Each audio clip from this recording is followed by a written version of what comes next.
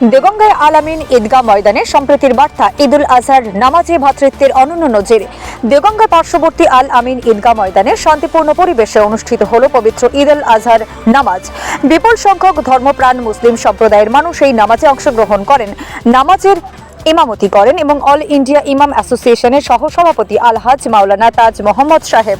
নামাজ শেষে তিনি উপস্থিত সকলের উদ্দেশ্যে শান্তি, সম্প্রীতি এবং ঐক্যের বার্তা দিয়েছেন। তিনি বলেন, কোরবানি শুধুমাত্র পশু কোরবানির মধ্যে সীমাবদ্ধ নয়, বরং ত্যাগ ও উৎসর্গের প্রকৃত শিক্ষাকেই মানব জীবনে ধারণ করতে হবে।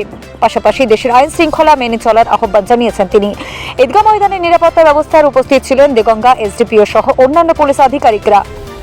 ঈদ উপলক্ষে প্রশাসনের তরফেও ছিল কড়া নজরদারি ও শান্তি বজায় রাখার বার্তা। এদিনের অনুষ্ঠানে অন্যতম আকর্ষণ ছিল সম্প্রীতির বিরল দৃশ্য। ঈদগাহ কমিটির পক্ষ থেকে ইমাম তাজ মোহাম্মদ সাহেব হিন্দু ও মুসলিম উভয় সম্প্রদায়ের মানুষের সঙ্গে ঈদের শুভেচ্ছা বিনিময় আলিঙ্গন করেছেন। এই দৃশ্য এলাকায় ভ্রাতৃত্ব সম্প্রীতির এক সাম্প্রতিক উজ্জ্বল নজির সৃষ্টি করেছে।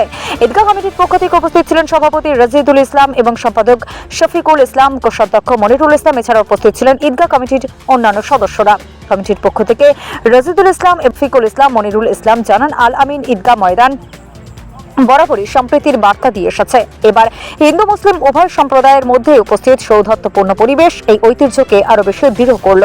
সমগ্র অনুষ্ঠান জুড়ে শান্তি, সৌহার্দ্য এবং ভ্রাতৃত্বের আবহ, যা দেগঙ্গার মাটিকে সম্প্রীতির এক অনন্য দৃষ্টান্ত হয়ে রইল।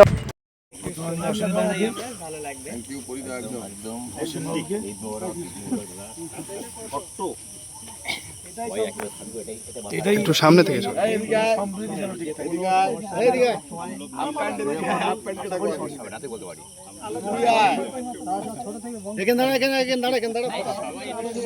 সামনেটা একটু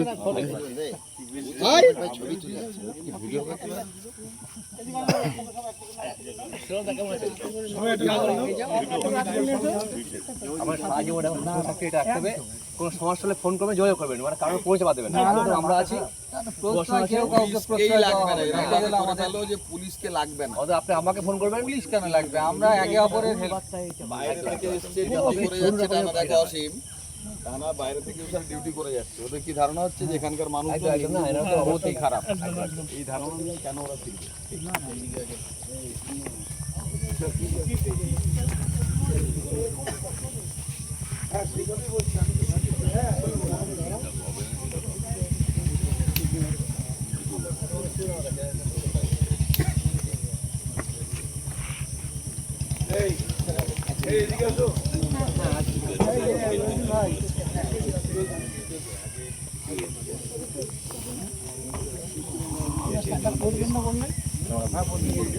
हम लोग को हम हाथ ईद मुबारक हो सभी को ईद मुबारक हो, लेकिन हम लोग नहीं करते।